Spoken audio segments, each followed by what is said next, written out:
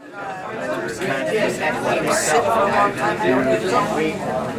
hard drive doesn't the air circulation doesn't show when you're running, and it'll cause your hard drive not to work properly. We checked there too. We checked there. Nothing really using to run it. We did. Smaller, more efficient state government, which provides more power to the people of Pennsylvania. His top priorities include expanding job creation and economic development. He plans to focus on eliminating the school property tax burden placed on Pennsylvania homeowners. He is a graduate of Wyoming Valley High School, and he holds 2 degrees in government law and international affairs from Lafayette College. Before being elected to the State House, Kaufer managed his family business, worked as a marketing representative of Mohegan Sun's Casino Wilkes-Barre. He also serves as a guest lecturer focused on public policy and many related subjects. Representative Kaufer represents the 120th Legislative District, which includes Courtdale, Edwardsville, Exeter, 44, Kingston, Luzerne, Pringle, Squirrelsville, West Benson, West Wyoming, and Wyoming-Barre, as well as Exeter, Jackson, and Kingston Township in Luzerne County. He represents that district, but he is also a Pennsylvania state representative. He represents all the people in Pennsylvania. It doesn't matter. He's fighting for the people in this district. He's fighting for the people in Wilkes-Barre, so on through the whole state. So it gives me great pleasure to introduce Aaron Kaufer. He will give you will speak to you about elimination of school property tax, and after he's done speaking, maybe we'll open it up for public comment or questions. Okay?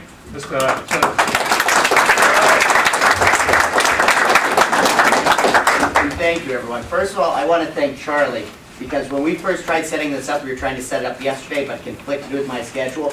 And today's his wife's birthday.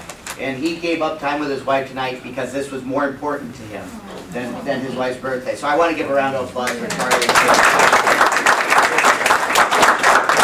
So thank you, everybody, for having me. And I do want to cover a lot of material today.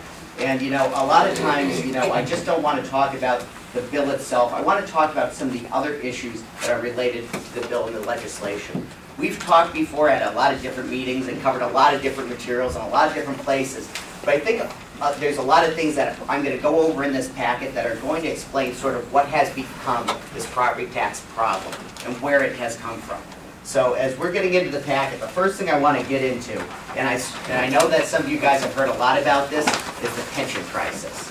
And the pension crisis is the major issue that has been driving the property tax issue that we have today. As we continue to go in our state budget, we are adding another close to $1 billion every year that we don't address the pension crisis. Just looking at where we are now, we're going to look at 2015. We're just roughly over $2 billion, which has been a big increase just since 2013, roughly a $1 billion increase. If you look at our projected trend over the next 20 years, we're looking at an extra $4 billion in pension funds that we have to come up with in our state budget. Roughly half of our education funding will be going to pension commitments. So roughly $6 billion of our $12 billion budget will be going to pension funds. So if you want to talk about what's driving up the cost of your property taxes, this is at the heart of the issue. And it is why so many people have been talking about pension reform and about it going forward. Because behind all this, there's a lot more than just funding education. It's a lot of the things that have been being pushed off. And make no mistake about this. This isn't something to put the target on the backs of teachers. That's not what I'm saying. Because the teachers have been putting their commitments into the retirement system. It's our state and local school districts who deferred payments for 10 years and haven't been funding it, which has reached this problem that we're talking about today. So make no mistake about it. It's not the target to be put on the back of teachers. The target should be put on our elected officials who've been guiding us down the wrong path. As we look into the onto the next pie graph that we're looking at, I know it's sort of hard to see, but I'm trying to save a couple bucks by doing black and white printing here. Roughly $1.7 billion of our 2012 budget went to pension contributions. In 2016, we're looking at that to grow to roughly $4.1 billion. So going from 6% of the general fund budget to roughly 13% of our pension funds.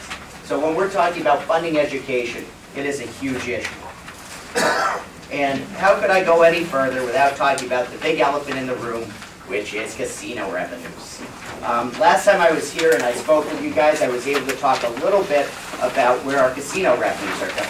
So I sort of typed this up, wanted to give you a quick little background. I know I talked about this and people were taking notes last time, but this is the breakdown of where revenues go from the casino revenue.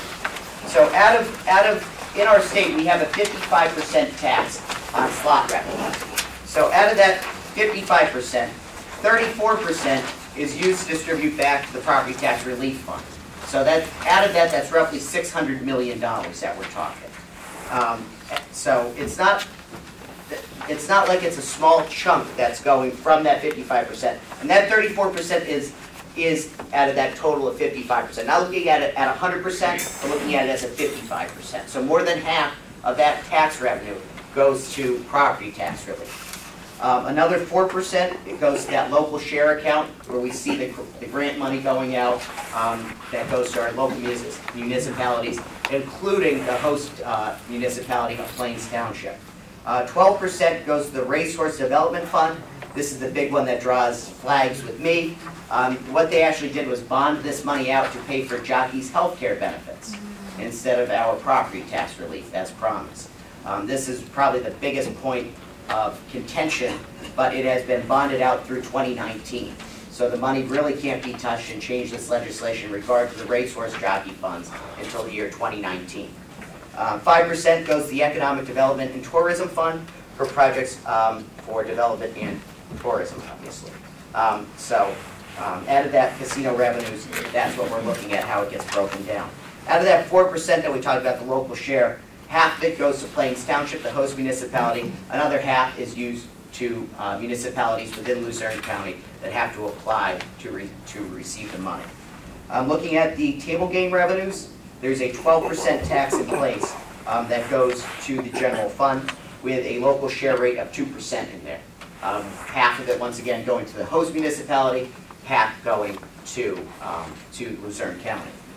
So as we're going to get into House Bill, Senate Bill 76, the elimination bill that we've been talking about, you know, when we look at what our income tax rates are, in that next graph you can see where Pennsylvania is. It's 3.07%. You look at the surrounding states around there. You have Ohio at roughly 5.4%, West Virginia at 6.5%, Virginia at 5.75%, Maryland 5.75%.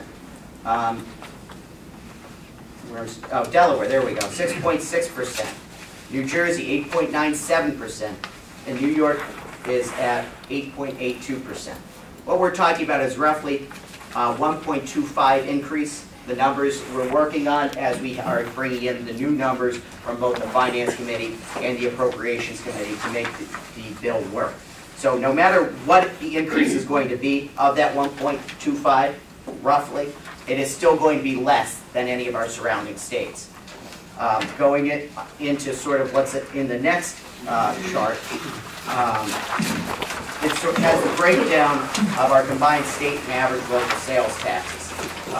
So it sort of puts Pennsylvania in a perspective with some of our local states. The big one being the difference between us and Delaware, that they don't have a sales tax. All of our surrounding states do have a sales tax and a percentage that is somewhat equivalent to ours.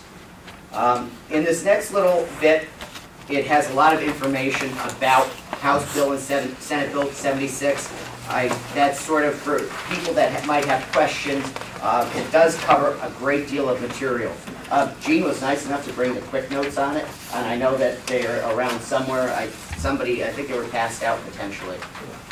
But it does give sort of a briefer synopsis of what's going in this legislation. So after that, I just included that in there to give an understanding. The basic premise of Senate Bill 76 is a 1% increase in our sales tax, roughly a 1.25% increase in our personal income tax, and there are some newly taxed goods. What I have on here is the list of newly taxed goods in here, and newly taxable services, which currently fall into loopholes in our sales tax system. What this will do is it will close those loopholes in order to make sure that all these goods are taxed, which will help cover the funding formula for Senate Bill 76, House Bill 76. So as you can see, there's a lot of different things on here that you probably didn't even realize weren't taxed. But there are some things on here that this is what makes the formula work, is by creating these newly taxed items that are not taxed at all, which will now be taxed at the 7% tax rate instead of nothing at all.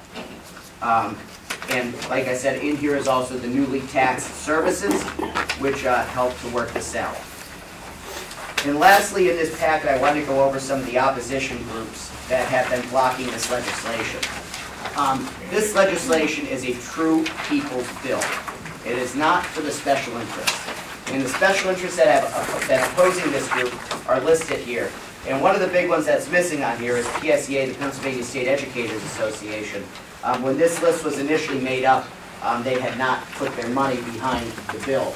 They have been very active in blocking this legislation since, due to a variety of reasons. So where are we now is sort of what I want to cover. Since the election, we've had several property tax meetings in Harrisburg, crafting the legislation that we've been talking about for so many years. This bill is not done. We are far from done. There's a lot of life left in it. You can tell by the people in this room that there are a lot of life left in this legislation. We in the State House have been working on this legislation, as I mentioned, with our leadership in the House, and our leadership in the House has been working with the leadership of the Senate. So the biggest thing that we have actually done is by taking a lot of the people who have been the leaders on this legislation, leaders like Jim Cox, who's the prime sponsor in the House, Senator Dave Argle, who's the prime sponsor in the Senate, and taking their leadership and consolidating it with Dave Baldinger, who you guys might have seen, he has spoken at King's College before. I know he'll be coming up here again to speak more in depth on the legislation. We have consolidated the leadership on this bill. And one of the things that I want to say is, having talked with them over the last week, we just had our most recent meeting on Tuesday. We had a very in-depth discussion on how we are going to move this legislation forward. And the biggest thing that we are looking at is we have the votes in the Senate right now. The votes are there. We have to get the bill out of the Senate. The State House needs the pressure. And I'm saying that as a State House member. We need to pressure the people who are in the State House to act on this legislation. In order to do that, we need to get it out of the State Senate first. And I have talked with Dave Baldinger, Jim Cox, Senator Argle. We all agree. We need quick legislation, and we need a quick vote on Senate Bill, House Bill 76. We need them to take a vote for it to pass and to get to the State House. Right now, the State House members are lacking the stomach to vote on this bill. The most recent bill that was done had 22 co-sponsors not vote for the legislation. We only had 57 votes in favor of it. We need to put the pressure on the State House. And the votes are in the State Senate. The numbers that we have been talking about with leadership, out of the 50 total senators, we have anywhere between 28 to 30 supporters of the legislation. Much more than half. So in order for us to get this done, and I'm going to be working very closely with the leaders here of these organizations, it's by getting out to our state senators first. We need to make sure we're out there. We know certain state senators are going to be voting for this legislation. We know John Udicek is supportive of it. We know Senator Baker is. But we want to be following up with them. We want to make sure that they aren't getting cold feet. We want to make sure that the people, especially who have been opposing the legislation, are giving second thoughts about it. It's been the phone calls to Senator Blake that made him vote in favor of it in the Finance Committee. And as we are actually going to find out about the new committees upcoming on Tuesday and Wednesday when we have our reorganization. We will know who these finance leaders are. We'll know who the appropriation leaders are. We'll know who to be targeting to make sure that we do this in a step-by-step process and not a shotgun approach, but more of a focused approach of where we are contacting the 11 senators who are going to be on the Finance Committee, and we're contacting the 26 members who are going to be on the Appropriations Committee. We want to be targeted at what we're trying to do. We need to get it out of the Finance Committee, to get it into the Appropriations Committee, to get it into a general vote. So Dave Baldinger has asked me to take leadership of the Northeast. He has asked me to talk about this, to talk about what we're trying to do. We have a lot of active groups up here and a lot of active people. If we want to get this legislation done, we have developed a plan statewide that is going to help push this legislation. So if there's one call to action, I'm going to say we are going to be following up as this continues to progress with when we find out who the members are on these committees, to be reaching out to them to support this legislation. I sort of covered a lot there, and I know I did it in very quickly because I feel like a lot of people here have heard me speak before. But I want to ask if there's any questions in regard to the legislation, any questions in regard to moving forward. I can sort of give a little bit more on what's been talked about in our property tax meetings in the State House. Dave Reed, who Charlie talked about, is our majority leader. And Dave Reed suggested, he has been a co-sponsor of the legislation, but also was one of the people who co-sponsored the legislation and then voted against it when the time came. So when Charlie said there's a question mark, it's because of what we've talked about. What we're trying to do, and Dave Reed has said this himself, if you want to see action from the House, get the Senate to pass it first. So that's exactly why he has said that in a closed-door meeting with the leaders of the property tax legislation. So I was there, I've heard it, this is what we need to be doing.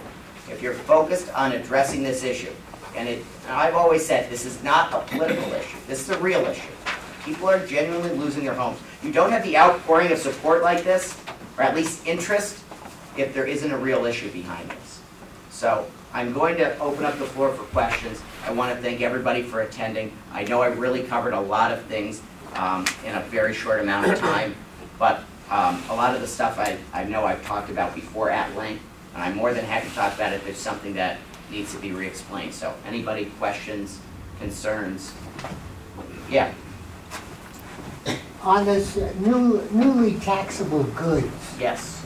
is there any possibility that any one of these groups can fight against being taxed? Yes. So Excuse me, by doing that, doesn't that sort of put a big ruffle in the fact that because they fight it and win it, will that stop this from going through? So that's definitely a major part of what we're talking about. A lot of the revenue that is talked about in this bill comes from the newly taxed items. It's not like it's a small part of it. It is a major part with the newly taxed items.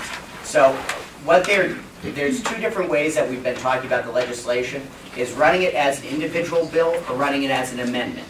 And the individual bill means that it can be amended.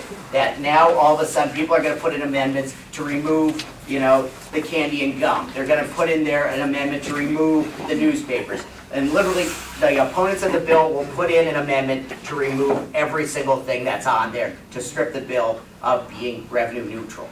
The goal of the legislation is to put it on a bill as an amendment. So the amendment itself cannot be amended by other groups. So that way, it is not a piecemeal type legislation, but we are going to put it onto a bill, a finance bill, an education bill, or an appropriations bill, so it can't be nitpicked apart in the way that you're talking about. Yes? I thought I originally heard that it was going to be on a lot of these items and services, but not on food. That's going to be a big item. So it's the sugary foods, your tasty cakes. So it's not all food? No, it's items not on the WIC food program. Yes, so. Oh, items not on the list. Oh, okay. Right, exactly. So your essentials are not going to be taxed. So that's the way I heard it. Right. There are several states that currently already tax food, New York being one of them. They tax food and clothing.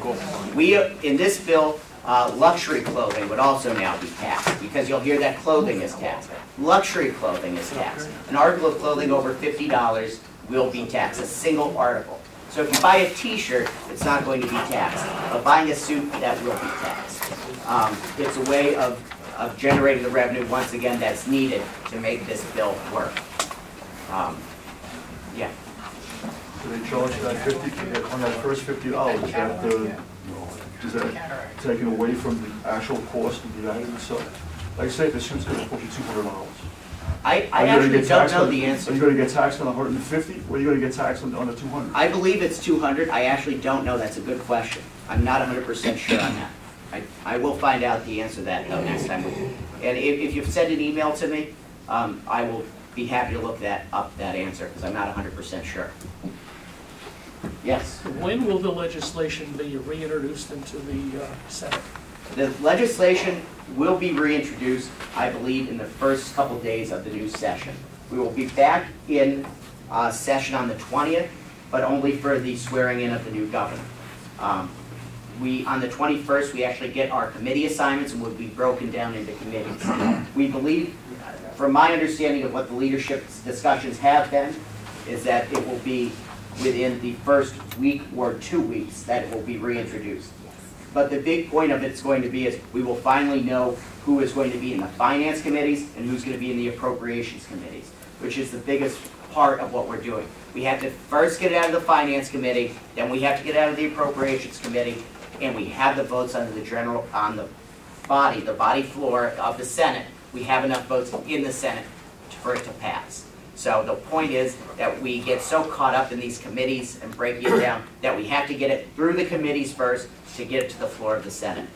Yes? Just an issue regarding food is that, remember, food is a national product created by national brands and manufacturers. So the activity, the rate of increase in Pennsylvania is only one rate of increase against 50 other states. So we're small potatoes because it affects all brands. It's not as if one brand were being targeted with a tax increase. So nationwide, it's diluted, as well as brand-wise, it's diluted because all manufacturers are affected equally the same. It's not going to have the impact that it's going to have with the State Teachers Education Association, which is pension-driven. Excuse me. It's those pension-driven entities that are fighting that are going to take the largest stand of resistance. Right. And actually so if food altogether was to be taxed at the 6% rate, I wanted to pull this number out, it would be roughly $1.35 billion in tax revenues at the 6% rate if all food was. At the clothing rate, if all clothing was taxed at that 6% rate, it's roughly $850 million.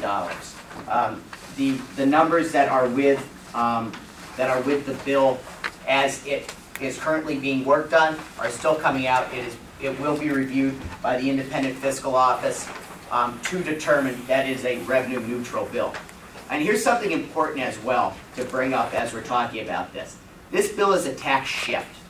Make no mistake about it, it's not like this money isn't not going to come from somewhere. If you want this bill to happen, the money has to come from somewhere. In our state constitution, we are required, the state legislature is required to provide quality education. And with that, this money to fund education must come from somewhere. And so, make no mistake about it once again. It's not like other things aren't going to be taxed. The money is coming from somewhere. It is a tax shift.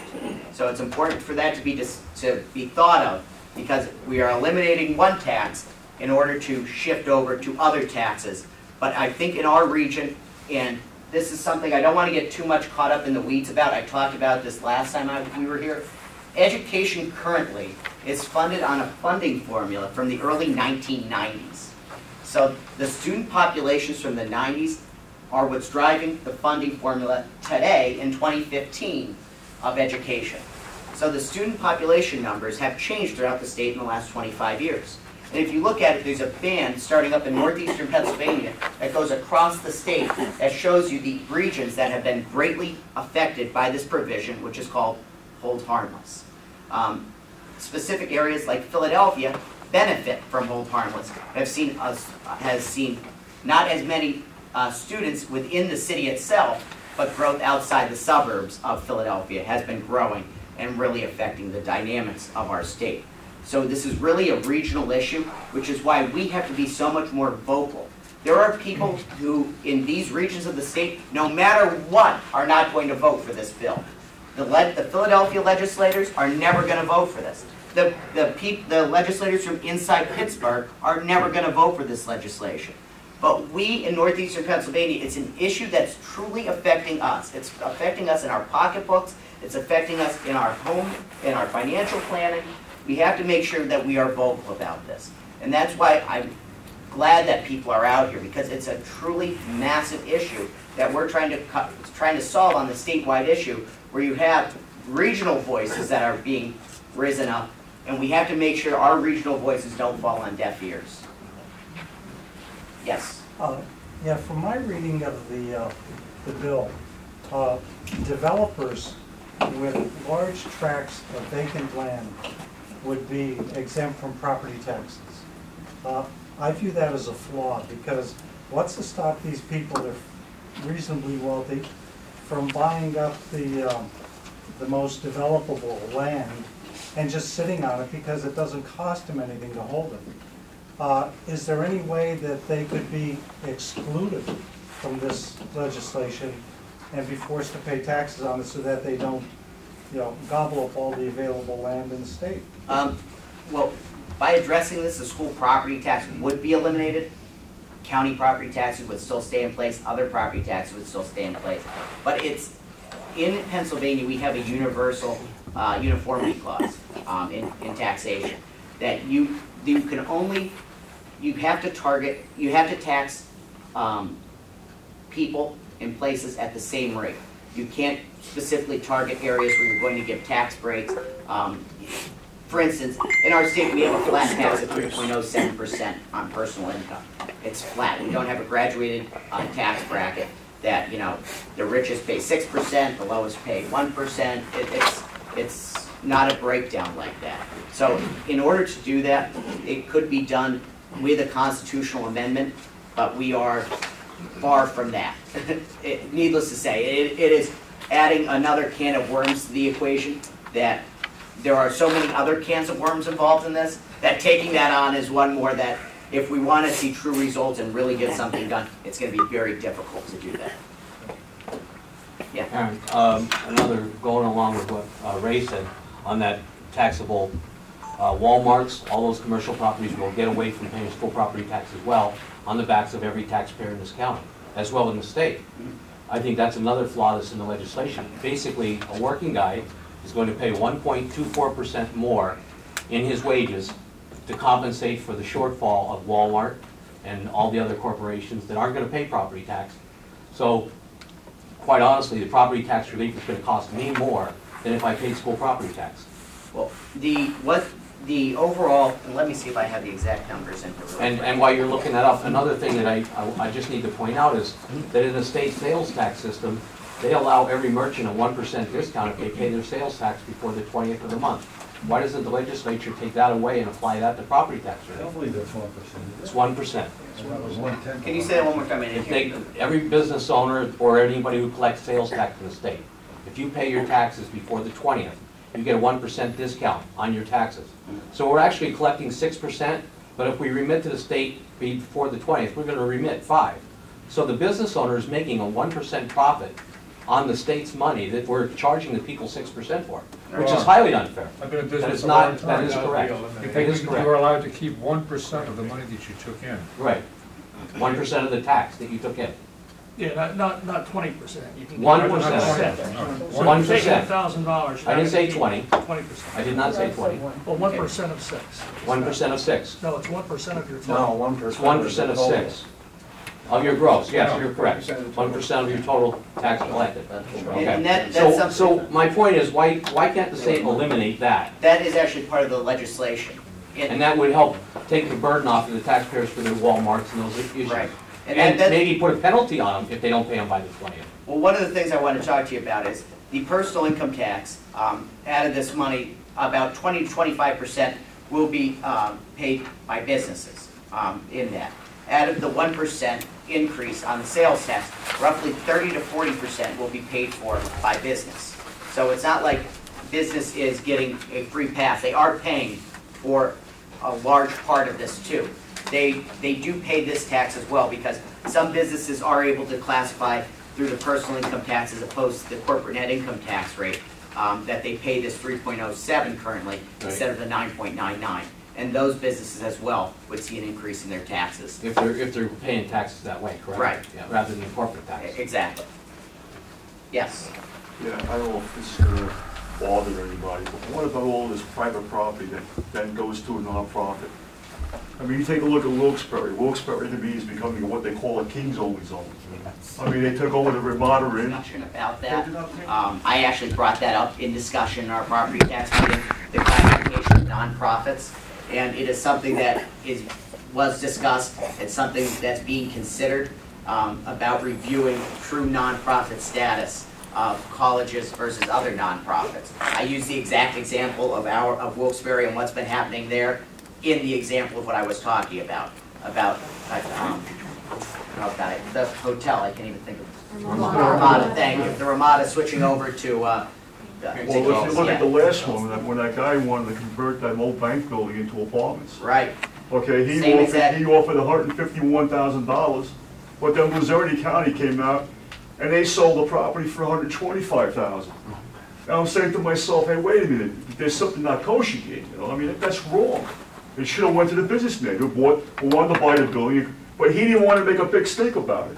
But what happens is that everybody else has to pay the difference. That's exactly right, and we've definitely seen a shift, and things are going down the wrong paths. And I think a lot of people, if you were to ask them, are we on the right path, the wrong path in government? I mean, government is at probably the lowest approval ratings. I remember seeing a poll that came out that we just finished right above cockroaches. So, you know, at least we're not down at that far level. But actually, government polls worse than root canals. So, so next time you have to call to get something done with the government, you might want to go to the dentist.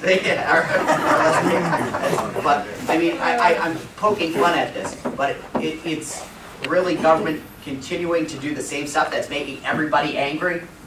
But we feel like we're helpless, that we have nothing to be brought up. And that's why forums like this, I mean, this is the first of many, and I'm going to be doing a lot of town halls within my district to talk about a lot of a diversity of issues. I hope people will attend them to talk about issues that are on your mind.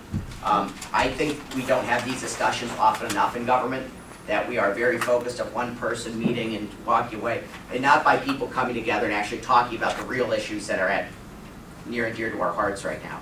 I think we need more of this stuff in government right now. I think we elect officials who are not accountable to the people, who don't show up and have open conversations with people. I think that's a lot of the problem we have in government right now. And so, Charlie talked about walking a mile in somebody's shoes, or walking a while, or whatever. You know, I got to knock on so many doors during the course of my campaign and meet so many people. I'm accountable to you. I'm here to represent you. I don't come from a political family. I came by working hard, trying to represent you. And I appreciate the opportunity, because I'm going to continue doing things the way I have been doing, by reaching out to people, bringing people together in a single room to make true and meaningful change for the people. You read in the newspapers now about school taxes being raised. Probably was just raising it out. Now, when this bill goes through, what control will the school boards? How will this control? Okay. I mean, and people who go on. Yeah. Would you explain that to some of the people they don't? So education will grow at the rate of inflation with the current system set through 76. But any extra spending has to be done by voter referendum. So if things need to be done, it needs to be approved by the voters to put in a temporary property tax. And there is no, they cannot put in indefinite property tax. Let's say, for instance, Wilkes-Barre. We talked about that before. Lots of different schools, a lot in bad shape. And if people in Wilkes-Barre wanted to finally build a new school, they would put it on a voter referendum. The voters have to vote on it to build that new school and put in a temporary property tax to fund that. So it's not, it is now putting the ball in the taxpayer's court. It's now putting it into your decision making and making government responsible and accountable to the people. I think the school boards, when they're meeting like this, they can't say we're raising your taxes. Correct? Yeah, that's exactly it. Right. School boards will have the decision-making process of how to spend the money, but they will not have the arbitrary decision-making of raising taxes at will. You know, just to get back to the point, when they were talking about putting up a brand new high school in Wright Township at the time. And we're talking about the property off 437, I believe. We're talking about building a new high school that cost $75 million. Then they came out with a survey to ask the voters, okay? Well, when we sent the surveys back in, 94% of the people in the district voted against having a new school, a new high school. We got letters in the mail saying that the Wright Township School Board was worried about the 6% of the people who didn't send in the survey. And I'm saying to myself, but this is the kind of people that we're talking about. Well, so what I did was that I wrote out a big letter that I had drawings and everything. I sent it back to David McLaughlin-Smith, the principal, and I says, never mind that. I says, and then they wound up putting they cost them $20,000 to put it on the vote for that November. And then it was voted down, but they wasted $20,000 because they knew that the people didn't want it to begin with. And this is how it goes, you know. Yeah, and I think it underlies a big important theme, I think, going on right now is unresponsive government. I mean, if our taxes were being raised and actually our services were being increased and we felt like we were actually getting quality for our taxes, it wouldn't be as bad as what we're getting now. That we feel like we have no accountability, we're not getting better services, we're just getting more and more squeezed. And it's completely goes to that fact that we have unresponsive government that isn't acting on behalf of the people. Right. With the current sales tax, does the entire 6% go to education right now? The entire 6% goes to the general fund. It is not directed toward education. It is just used in a general fund capacity. When the sales tax was enacted, that was the purpose, it was education. Right. So how much of that 6% really goes to education then? I don't know off the top of my head. I can look into that and find that out for you, Brian. I'd be more than happy to look into that for you. Can you clarify something, Aaron? Yeah. As far as services, clarify this, if I'm right on this or not. Suppose you get hurt in an accident and you have an attorney and you get a settlement. Is that considered income to you by the state? I would think you'd look into that. I believe I might be right on it. It is considered income of a certain degree. I'm not sure. I'm not sure. I'm not sure. No? Okay. Experience says no. Yes. Experience says no. Experience says no. Experience says no. Is there any members of the media here, the press, TV station, anyone? I see people. I'm curious, and if there is, could you identify yourself? This is John DiLiberto with the Wilkes-Barre Independent Gazette. I'm sorry? John DiLiberto with the Wilkes-Barre Independent Gazette. Okay. Video recording. That's it? Yes, I invited the press to come to this meeting. I mean, the Times Leader gave us a real good, about the meeting, expressed it and all that, and I called them up and asked if they would send reporters. And they said, well, we'll have to check with it, and I guess they didn't send any reporters. And the Citizen's Voice hasn't, I don't see it has sent anybody. Well, the reason I asked that is because of the Citizen's Voice. Yeah. I spoke to them a year and a half ago. One of the guys that's responsible for most of the stuff that goes on the editorial pages. Yeah. He flat out told me, I'm against it. I don't want to hear about it. I know the guy. That's the reason why. This is a DJ. When I sent into the newspapers for the Citizen's Voice, they never printed it. He basically threw me out of his office.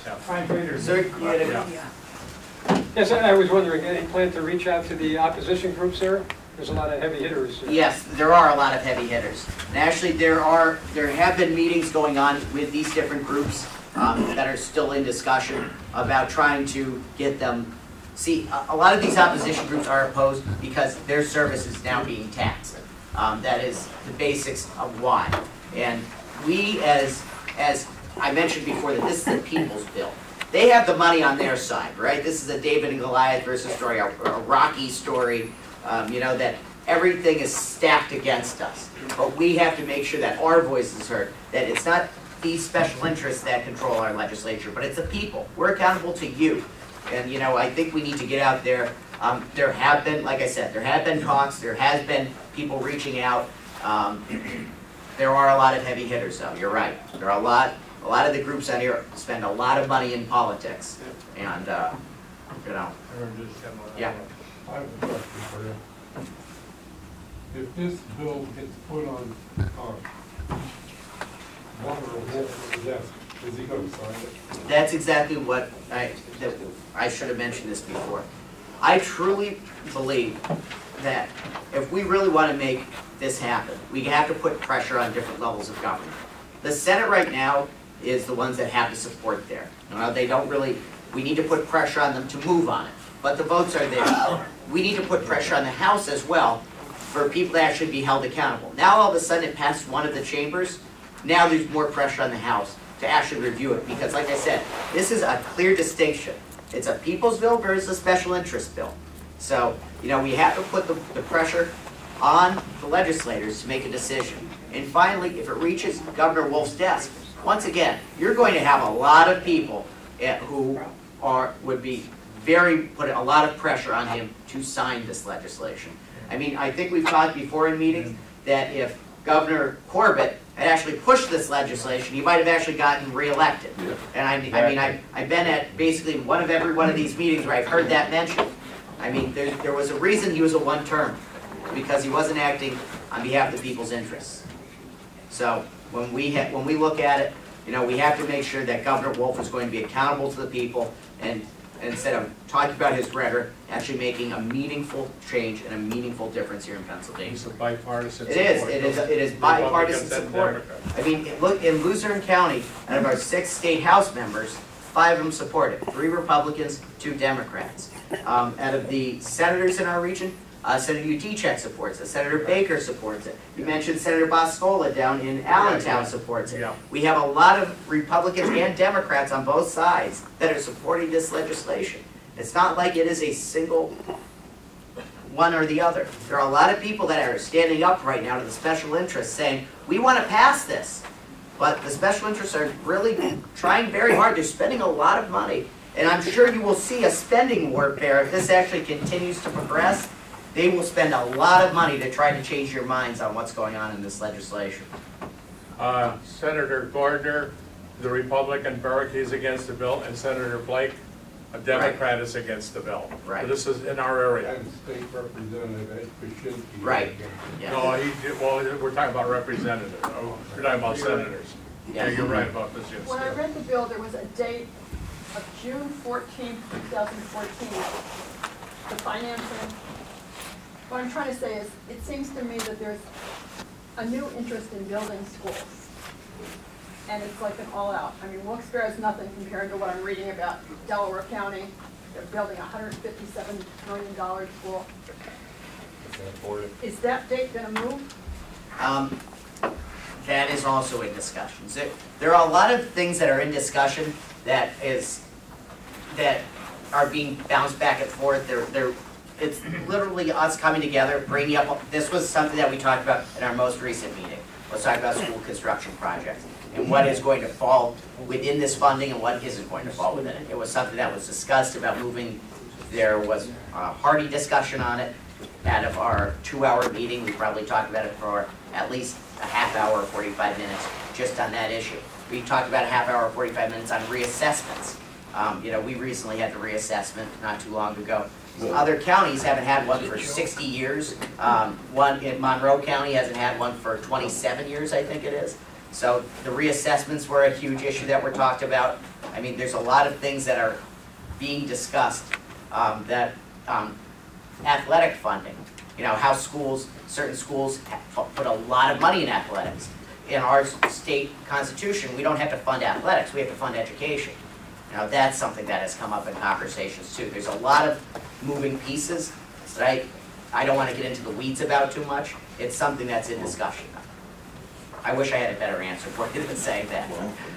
In order for me to be, without offending the people who are really putting forth good effort to craft this legislation and move this legislation forward, I wouldn't want to comment and say one thing when something might change. Well, we're seeing Wilkes-Barre area talking about it in high school, and the rumors are rampant on the west side that Valley West is going to build. Right, it's true. I mean, Yeah, the driving. They're gonna get the property for free though. Hey Aaron, who's gonna pay the debt with that? Like if you pass the bill, every joint has a different debt. There is. Now, if that school's built, the Wilkes-Barre one and the Valley West one, we gotta pay for that before we pass the bill, right? But there is a phase-in period of the elimination. There, it drops to 10%, am I right on that? Is it 10%? The way I understand it is that whatever debt every school board incurs, they're responsible for it. So if Wilkes-Barre spends $150 million, they're not going to get any of this state money. Wow. They're going to be responsible until it's paid off. Right. So, and then that property tax will die. So you've heard about balanced budget amendments and things like that before. There's a lot of schools that actually run on that philosophy, that they're not allowed to take on debt, or if they are, it's only for special projects or very extreme circumstances. Every taxpayer is responsible for the debt within their own school district. So I live within the Wyoming Valley West School District. Any debt that Wyoming Valley West has accrued, I'm still responsible for, even after the elimination bill. So there would be a phase-in that drops to 10% of your property tax value until that debt is eliminated. So it greatly reduces it until it is eliminated. That's right. Like a 20%, like for 5 years put it. Get the 100% elimination. Instead of doing it all at one time, you do 20, 20, 20, like go weed off of it. The tax like. That would be possible as well, but it gets a lot more convoluted because each school district is different. It's not, to get into each of those, the money coming in does not necessarily equal the money going out. It's much more, it's not as simple as that. Maybe. Yeah, but Pshinsky said you need what, $2 billion in the kitty just to start off to eliminate this tax, right? Well, what we're talking in case the taxes don't go right, like we go into depression, recession, it's whatever. a $12 billion issue. We're talking about a $12 billion issue. And I mean, a lot of the stuff too, actually my neighbor just caught me outside of my house before I came here, asking me about natural gas, a severance tax on natural gas. The money that's being discussed from Governor Wolf is anywhere between $330 to $500 million. You know, we're talking about a $12 billion issue. So we hear so often, you know, the gas companies are going to fund education. Well, if they were, it's not the answer that is being portrayed in the media.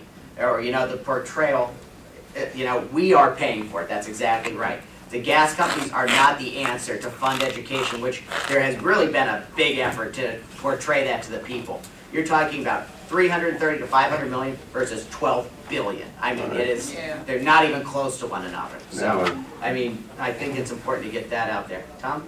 Yeah, on the economic development, Pennsylvania is 49th out of 50 in new job creation in the United States.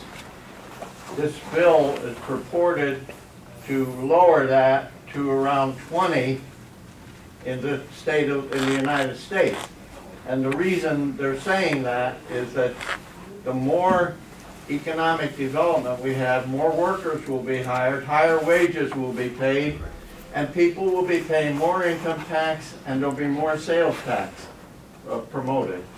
So it would be good if we could somehow figure that out, at least what that might result in from the economic development, because as we know, the U.S. Chamber, I mean not the U.S., but the Pennsylvania Chamber, has been sort of laggard on supporting this.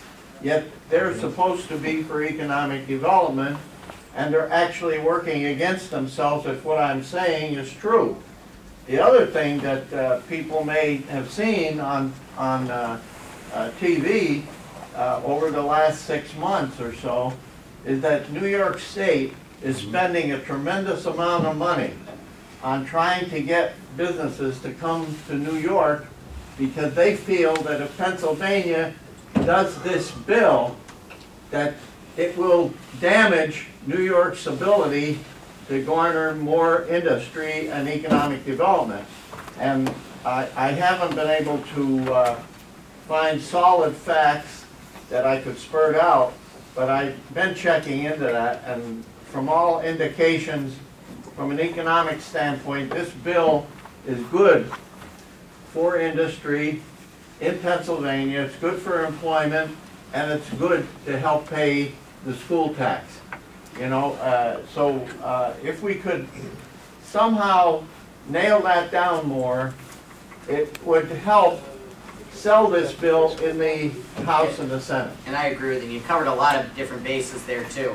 A lot of things are intertwined with this bill. Economic growth, welfare policy, talking about education funding, taxes. There's a lot of things that really all intertwine with this legislation that it's not just in a vacuum. It really changes public policy moving forward. And jobs, that's exactly right.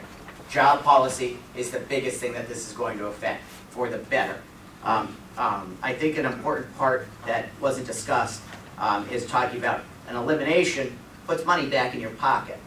You know, it does put money back in your pocket if you're not paying. You know, my school property taxes are $3,600 a year. That $3,600 isn't just going to sit in an account somewhere. You know, there are things that I've been waiting to do. I need a new refrigerator. You know, like little things, right? You're going to go out and spend some of that money on things that you need for your own. That's going to help stimulate our economy and help it grow. At this point, you know, we've been having this for about an hour, so I am going to stop at this point. I will stick around with any follow-ups that anybody has. I also want to thank Lisa D'Angelo, who works in my office, who's standing in the back there. She's here on her time today, so if we can give her a round of applause too. I know there were a couple people that asked me questions that I said I would follow up with. Please pass off your information to Lisa on your way out, and she'll make sure that gets to me so that we can follow up with your specific questions that were brought up. I have one more question. Yes. We had 22 new, but are these people for the bill? Yes, a large majority of the 22 new well, there's 26 new members altogether in our state house. 22 Republicans and 4 Democrats. Out of it, I can speak on behalf of the Republicans. I really haven't had that much time to speak with the new Democratic members. A large majority of them are in support of this legislation. I would say we definitely more than half. Or maybe anywhere between 15 to 18 that support this legislation. Aaron, what do you want us to do to help you get this job done, to get this bill passed? I appreciate that. Let's bring it back to where we were before, a call to action. In the coming weeks, I'm going to be working very closely with the different property tax groups that we have in this region. If you don't have an email, I encourage you to pass on your email to these groups to get involved in this legislation. If you want to pass your email off to me as well, we'll be more than happy to take it. We are going to be putting pressure on the state senators, first of all.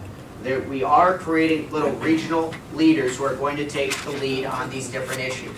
In the Northeast, I will be taking the lead on this property tax legislation. We have people all throughout the state, whether it's state legislature, whether it's state house, state senate, just individual groups that are taking the lead. We need to be vocal. We need to be heard. You need to call your legislators. You need to be calling our senators right now. When we find out who is going to be on the Senate Finance Committee, we are going to focus on the Senate Finance Committee. It's 11 phone calls to make. Everybody in here should be making 11 phone calls, just like everybody else in the state that's focused on this, calling these 11 members to get it out of committee. That is what we're going to be focused on in step 1. So we're going to start there. I know this won't be our last meeting. There's one other thing I want to say. Dave Baldinger, who has been the architect of this legislation for, I got to say, over a decade, will be coming to this area to do a forum on this legislation. He and I were talking actually today and yesterday about working out a date where he is going to come up here to address all the nuances within this legislation that, you know, I said I don't know the answers to some of this stuff. He has all the answers, forward, back, up, down, sideways, everything. He will be coming here not only to King's College to speak on the legislation, but he will be coming to do a personal town hall with me in my district to specifically talk about this legislation. So I hope you'll be looking forward to that as well, and I hope that you guys will continue to attend meetings like this, continue to get out in town hall format, in meetings like this, to get out there and make sure that people are hearing your voice. Thank you, I everybody. just have one final question for you. Yeah. I really appreciate your time and everything.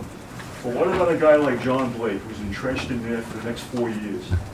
I mean, 6 years, okay? And then, is he going to get off the finance committee that you might know of? See, there's a new leadership team in the state senate. As Charlie mentioned, Dominic Pileggi is now out of leadership. Right. Jay Corman is our new senate leader. With the new leadership, we believe we have a much better opportunity for it to get out of the Senate than under the previous leadership. We don't know who's going to be on the committees. I'm just worried because, I mean, if he's entrenched, because he's been just re-elected, you know, and that's the part that, I mean, how do you get a guy like that to change his mind? Let me interrupt you. Senator John Blake, the Democrat, will be the vice chairman on the Senate Appropriations Committee. Now, in this area right here, we have Senator Blake, that is the one that we have to contact. Okay. Okay, we got, because he's on the committee, he's on the Appropriations Committee and all that. We need his vote. We don't know if he's still going to be on it though, because the committees are going to change. Well, because the committees are going to be assigned on Tuesday. Those are the committees from the last session. That's what I'm saying. We don't know. We know who the chairmen are going to be. Yeah. But we don't know who is actually going to be on the committees yet. And you know, John Blake now, we've been talking about him, and this is follow the money. John Blake has received $264,000. How'd you like that? And your state representative here, Eddie Paszynski, he's against the bill, but he gets $4,600 a month in his pension. Plus what he gets in there, and he's against the bill. And we have 48,000 people, right here, Sheriff's Sale, Wilkes-Barre, Sheriff's Sale, Scranton, look at it, Poco's, 12 pages, Philadelphia. And people are losing their homes. And you figure if we eliminate school property tax, what could you do with that money? You put it into the economy. You're going to spend it. And then another thing is you buy your home, you pay it out 30 years, it's still not your home. Because if you don't pay the taxes, you lose it. So this is it, where you people got to, you know, we're doing a lot of talking. I've been around for quite a few years, and I hear these people talking, and nobody wants to do the walk. So we got to do the walk. We got a good group of people that are getting together and starting to speak up, you know. I can't row the boat alone, you can't row the boat, we all got to row it. It's not I, it's we. What? Senator Blake's number 570, no, wait a minute, Dennis Baker. Senator Blake, 570-207-2881. What I wanted to say is, why I want everybody to give out their emails to these groups, when this email comes out, the information will be collected within all this. Like I said, I've been working very closely with Dave Baldinger and the leadership in our state on this legislation. We would like for it to be, for you to include your emails, even if you want to include your emails with our office, we will be talking about this legislation, putting it forward. But please give it to these groups, because this is where we can be really active and make sure that we're getting out for targeting these centers that we're talking about. We can't miss the boat here. We have to be active in this region because it is a regional issue affecting us. It is a major issue. We need to make sure the people in the rest of the state that don't believe that property taxes are an issue, making them aware that it is an issue. So make sure you're out there. These 11 phone calls for the Finance Committee members of the State Senate, all the phone numbers will be coming out. And actually, I would encourage everybody not only to call their district offices, but to call their Harrisburg offices as well. Inundate them. We will be inundating them statewide. If we can coordinate our efforts, you're not just talking about 50 people in a room, but you're talking about millions of Pennsylvanians who are upset about this legislation. So make sure that, please, I can't ask you enough to pass off your information so that when we do this, everybody, and I charge you with the task of calling those 11 Senate Finance Committee. One more thing I want to point out to you. We're meeting tonight, well, the PTC group. That's the Pennsylvania Taxpayer Cyber Coalition. There was 84 groups in Pennsylvania. And I have all the emails of the different counties. Adams County, Allegheny County, so on and so forth. So we have people outside the area throughout Pennsylvania that are pushing it. There are groups just like this group here. So like I said, come to the meetings, get informed, and all that. Hey, Charlie, if you got 84 groups, can't we get a big powwow and go to Harrisburg? Let's do it. I'm in. Come on, Aaron. Get 84 organizations and pack Harrisburg. To be honest, I wouldn't be surprised now, as we have continued over the years with this legislation. We're getting better, we're getting smarter, we're getting more efficient. And I have to say, we're at a point where we haven't been in previous years, that we are actually developing regional leadership on this issue. We got these private interest groups that are against this, and the PTC group is against it, and they have poured into this last election $3 million. Our boss comes against it. Yeah. You want to say something? I believe in